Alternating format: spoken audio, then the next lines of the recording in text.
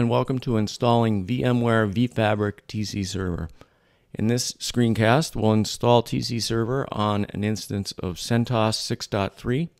Right now, the state of the system is such that I've installed CentOS, I've installed all the upgrades for version 6.3, and I've installed VMware tools. Before I install tcServer, I'm going to install the Oracle Java SDK, version 6, update 34, which I've downloaded from the Oracle website.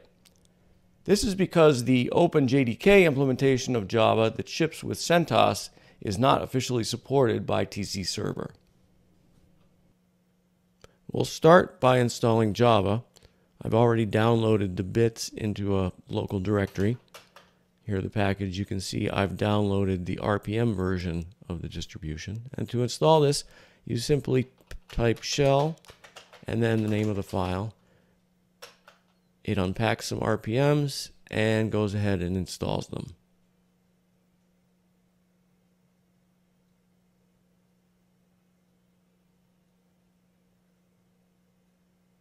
When prompted, we hit enter and Java is installed. However, you'll notice the default version of Java that we still get when we just type the command is the old OpenJDK one. So we need to change the system so that when we type Java, we get the Sun version of Java, and we do that through a symbolic link in the directory, etc. alternatives. And you can see, if we look at Java right now, it's a link to, like I said, the OpenJDK version. We're going to remove that. And we're going to now link to the one we just installed, which is at user Java JDK. There you go. Bin Java. Now when we type Java minus version, we get the Sun hotspot version of Java. The other thing we want to do is one of the environment variables used by tcServer and some other vFabric and Java tools is Java Home. And in order to set that automatically to the location of the Sun JDK, we're going to create a file in etc. profile.d. And basically this is a directory that contains environment variables that get set for various tools. So we're going to create one, java.shell, and we're going to add a new variable definition in here, and it's going to be, all right, and we'll see that that link is actually a link to the JDK we just installed.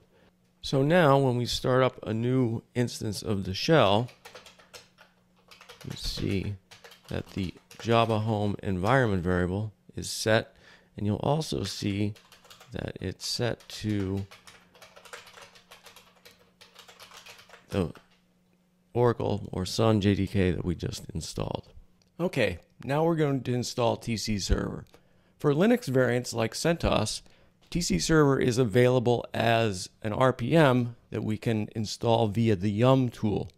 Now it may be, depending on whether or not other vFabric tools have been installed on this system, it may be that the vFabric repositories have already been added and we wouldn't have to do that in a separate step. We can check to see if that's the case by using yum to search for possible vFabric components. So if we type yum search vFabric and see what it returns, okay, no matches found. So that tells us that we currently do not have the software repositories for vFabric installed. And the way we install them, there's two repositories that we'll install via RPM using HTTP remotely. Make sure in this case, if you're accessing HTTP via a proxy, that you have your proxy environment set up correctly. In this case, my system is connected directly to the internet, so we don't have to worry about a proxy. So here's the first of two commands, two RPM commands we're going to use to install the vFabric repositories. And there's a rel 6 and a rel 5 variant. Since we're on CentOS 6.3, we're going to use the rel 6 variant, and it's version 5.1 of vFabric.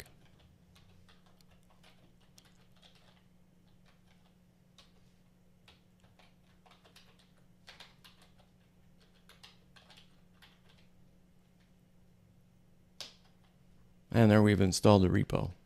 There are two Yum repos for vFabric packages. One that we just installed for release-specific packages, and a second one that we'll install now that is for packages common between releases of vFabric, things like end-user licensing agreements. So we have a similar invocation of Yum here. And I'll try to not make any typing mistakes. You'll notice instead of 5.1, we type all.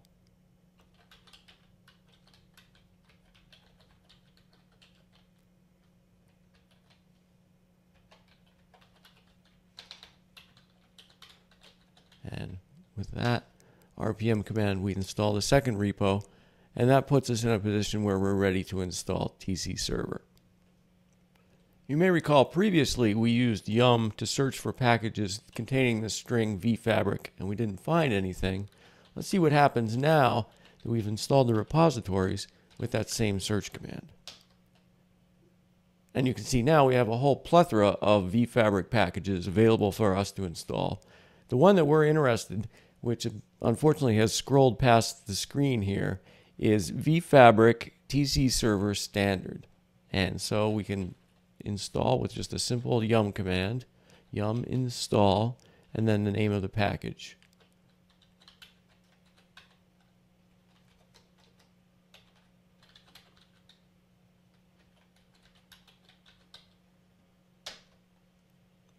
Now, here's one thing that may look different depending on whether or not you've installed a previous vFabric package on this system. The first vFabric package you install asks to install a end-user license agreement RPM, which essentially means by accepting the installation of that, you accept the licensing agreement. If you've already installed another vFabric package, that package has been installed as part of, say, an installation of SQLfire or Hyperic, so you wouldn't see this prompt. So don't be confused if you do a Yum install vFabric tcServer standard and you don't necessarily see this installation of the end user licensing agreement. In our case, we do, so we say yes, it's okay to install that. So Yum goes ahead and downloads the RPM packages that we're going to install. Now we're being prompted to accept the GPG key that establishes a trust relationship with the software archive. We say yes. And now we're viewing the end user license agreement. We can scroll through it with space or just hit Q to go directly to the end, and then type yes to accept the agreement, and presto, tcServer is installed. So let's see what the install actually did on our system. It created a directory containing the tcServer executables, which is in opt VMware vFabric tcServer standard. Here you can see the contents of that directory, including two versions of Tomcat that we can run our instances as, either of those. It also created a directory for creating instances. It's a separate from the install directory because we're going to create those instances as the user tcServer, which is something else that got created during the install. It created a user, we'll see here in a second, named tcServer that has permissions on the tcServer directory I showed you, var opt VMware tcServer standard. One thing you might want to do if you're security minded is change the login shell in etc password to be something other than bin bash, to be sbin no login, so that users can't log in as the user tcServer, although you still will be able to run processes as that user. Notice that there's also a group that got created called vFabric, and the tcServer user is a member of that group.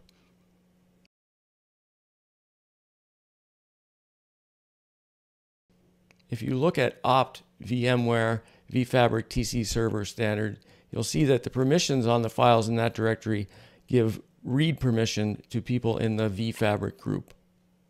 As a final test of the installation to make sure everything got installed and we can in fact create a tcServer instance and have it process requests from a web server, let's go ahead and create an instance. I am I've changed user to the tcServer user, and I've CD'd to the opt VMware vFabric tcServer standard directory. And you'll notice that there is a script in there, tcruntime instance, and we're going to use the .shell version, and we're going to create an instance. In this case, we're going to call it node 1. Hit return. Oh, and we get an error. Now the problem here is that when we create an instance, we actually create a directory. And in this case, the tcServer user that I'm running as does not have permissions in the directory. So instead, we're going to specify to create our instance in that other directory the installation process created that we talked about before, which is var opt VMware tcServer or vFabric tcServer standard. And with the -i option, we specify that the instance gets created there. Let's go look in that directory and see what it contains. Node 1, which is the name of the instance. And if we look inside node 1, we'll see basically the file layout of a Tomcat 7 runtime. In the conf directory, we've got server.xml, which specifies the general configuration of tcServer, including a connector, which is the construct whereon it listens for TCP requests.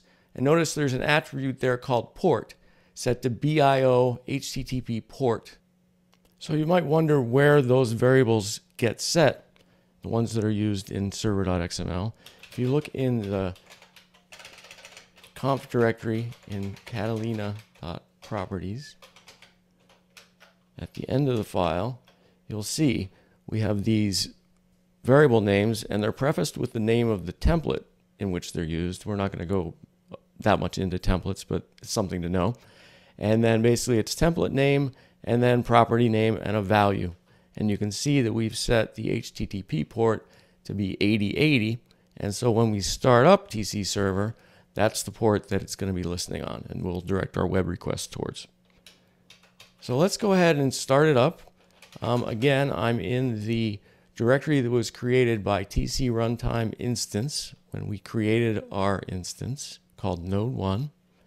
And you'll see one of the directories here is bin, and in bin there is a script tcruntime ctl.shell, and it takes a single argument, which is a command, and we're going to say start. And there we go. It says it's running. We can verify that it continues to run by using the tcruntime control script with an argument of status. And yep, it's still running. We can also look, one of the directories here is logs. And if we look in the logs directory, we'll see a number of different logs that give us different status on the tcServer instance. So we look at catalina.out. Gives us information about the timing for various startup procedures and the fact that it started in less than a second. So finally, let's verify that tcServer is running and able to share pages. And we'll do that by bringing up a browser, and we'll navigate to the IP address. And remember, we had the HTTP port set to 8080, so we'll put that as the port. And voila, we get the welcome page of tcServer. Congratulations. I hope your install goes easily and you've enjoyed this screencast of installing tcServer.